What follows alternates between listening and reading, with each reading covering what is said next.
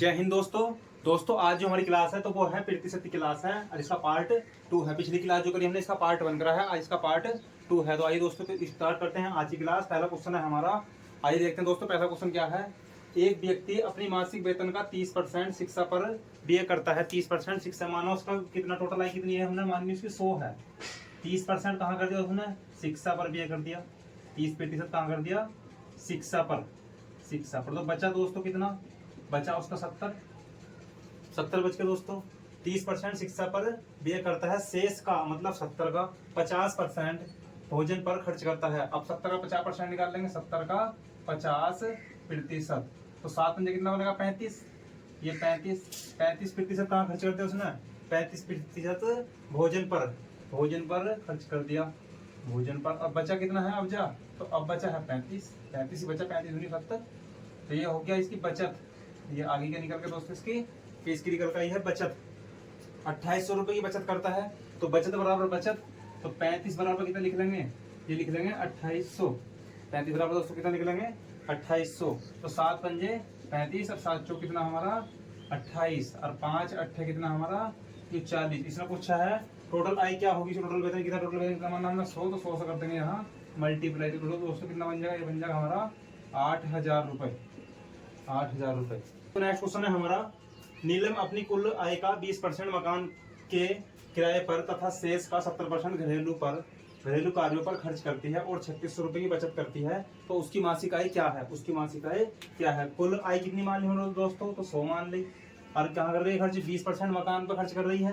तो 20% इसे मकान पर खर्च करवा दिया, मकान पर। तो बची आय कितनी उसकी, बची इसी कितनी 80 बची, 80% बची, 80% बची किराए पर। तो शेष का 70% घरेलू खर्च पर करती है। अब शेष ही तो बचा, शेष का 80 70%, तो 80 का 70% निकाल लेंगे। तो 7 अट्ठे कितना बनेगा दोस्तों, ये बनेगा 56। ये बनेगा कितना 56 कहाँ कर लिया, घरेलू पर। तो शेष बचत करनी होगी, तो ये घरेलू आ गया, घरेलू। अब 80 में 56 में कितना बचा दोस्तों, 80 में 56 गए तो हमारा बचेगा ये 24। 6 4 10 5 7 8 24 बचेगा हमारा। 24 क्या होगी, ये बचत होगी। अब बचत बराबर बचत, अब बचत दे रखी इसने कितनी 3600 रुपये बचत करता है। तो 2400 बराबर 3600, 24 बराबर 3600। तो 4 छंग कितना 24 और 4 नम कितना 36। अब 4 से काटेंगे, 4 धुनी कितना 8 है, अभी कितना 4 धुनी 8 है और 4 पंजे 20। तो हो गया। तो इसमें कुछ टोटल आए, तो टोटल आई है कितनी इसकी 100 है, तो 100 से कर देंगे मल्टीप्लाई, 100 से कर देंगे यहाँ मल्टीप्लाई। दोस्तों कितना बन जाएगा इसका 22,500 यहाँ करेक्ट आंसर। टोटल आई कितनी बनेगी इसकी 22,500। नेक्स्ट क्वेश्चन देखते हैं। एक चुनाव में 2 उम्मीदवार थे। जीतने वाले उम्मीदवार को कुल मतों का 65% मिला है। मान लो 100 टोटल कितने वोट हैं, 100 हैं। और जीतने वाला कितने मिल रहे हैं, तो 65 मिल रहे हैं। जीतने वालों कितने मिल रहे हैं, 65%। ये जीत गया, जो है जीतने वाला। तो हारने वालों कितने मिले होंगे बताओ, हारने वालों 35 मिले होंगे, जितने 100 बने होंगे 65 35 100 प्राप्त हुए और वह 900 मतों से विजयी हुआ। अब यहाँ कितने से विजयी हो रहे हैं, आप यहाँ देख रहे हैं कितने से विजयी हो रहे हैं। तो 5 में 5 कितना 0 और 6 में 3 का कितना बचा 3 बचा। यहाँ हो रहा है वो 30 से, और 30 बराबर दे रखा उसने कितना 900, 30 बराबर दे रखा उसने 900। तो 3 0 0 कट गया, 3 से कितना बन गया वो 9। तो एक रेशो मान दोस्तों कितना आ गया 30 आ गया। तो उसने पूछा कुल मतों की संख्या, कुल मत है कितने हमारे पास 100, तो 100 से करते हैं यहाँ मल्टीप्लाई। 100 से करके दोस्तों कितना बन जाएंगे टोटल, ये बन जाएंगे 3000। तो यहाँ कितना आंसर होगा हमारा करेक्ट, 3000 आंसर होगा। तो आइए दोस्त देखते हैं नेक्स्ट क्वेश्चन है हमारे पास। किसी चुनाव में ए और बी 2 सदस्य थे। ए ने कुल मतों का 45% मत प्राप्त करा। हमने माना कि टोटल मत कितने हैं 100 हैं, टोटल मत कितने हैं 100 हैं। ए ने कितना प्राप्त करा है, ए ने करा है 45%।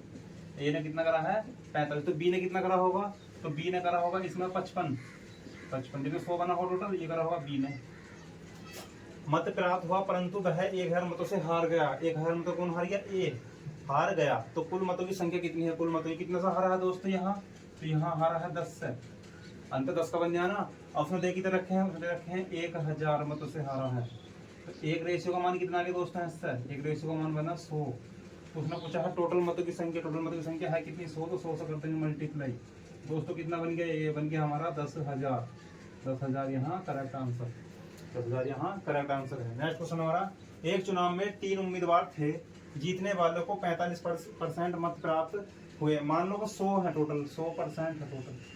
अब जीतने वाला जीतता है तो पहले स्थान पर आएगा जीतने वाला, उसे कितने मत प्राप्त हुए हैं? 45%, 45 मत प्राप्त हुए हैं। तथा तीसरे स्थान पर रहने वाला एक दूसरे स्थान पर आया होगा, और एक कौन सा पर आया होगा? एक जो आया होगा वो तीसरे स्थान पर आया होगा। तीसरे स्थान पर रहने वाले उम्मीदवार को 25% मत प्राप्त होते हैं। अब तीसरे वालों कितने हो रहे हैं? 25 हो रहे हैं। तो दूसरे वालों बताओ कितने हो होंगे? 45 और 25 कितना बन गया? 70 बन गया।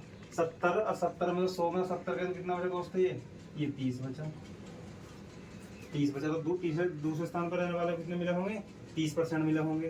दूसरे स्थान पर रहने वाले को 4500 मतों से चुनाव हार गया। दूसरे स्थान मतलब इससे तो हरा होगा वो, इस वाले से तो हरा होगा, ए से तो हरा होगा। तो ए से कितने मतों से हरा है? 15 से हरा है। और यहाँ कितने से हार गया है? तो 4500 से हार गया है। 4500 से हारा तो 15 का ना 15 अपन क्या 45, एक रेशो मान कितना आ गया दोस्तों? 300 आ गया। तो चुनाव हरा तो कुल मतों की संख्या, कुल मतों की संख्या है कितनी हमारी? 100 है। तो 100 से कर देंगे मल्टीप्लाई, 100 से कर देंगे मल्टीप्लाई। दोस्तों कितना बन जाएगा हमारा? ये 30,000 बन जाएगा। 30,000 यहाँ करेक्ट आंसर होगा। नेक्स्ट क्वेश्चन देखते हैं। नेक्स्ट क्वेश्चन हमारा 1500 रुपए की अंकित मूल्य वाली राशि। अब एक 1500 रुपए की अंकित मूल्य वाली राशि है। राशि पर 20% तो 10% की छूट पर बेची जाती है, तो वस्तु का विक्रय मूल्य क्या होगा? 20% की छूट पर, तो 100 में से 20 का कितना बचा? 80 बचा। तो 80 और बटे 100 कर लेंगे। यहाँ 100 में से 10 गया तो कितना बचा? 90 बचा। तो 90 बटे कितना कर लेंगे? 100 कर लेंगे। तो इन 2 जीरो से 2 जीरो समाप्त हो गई, इन 2 जीरो से 2 जीरो समाप्त हो गई है। तो 15 8 कितना बन गया? 120 बन गया। 120 गुणा 9, 12 नम्मा कितना बन गया? 108 बन गया।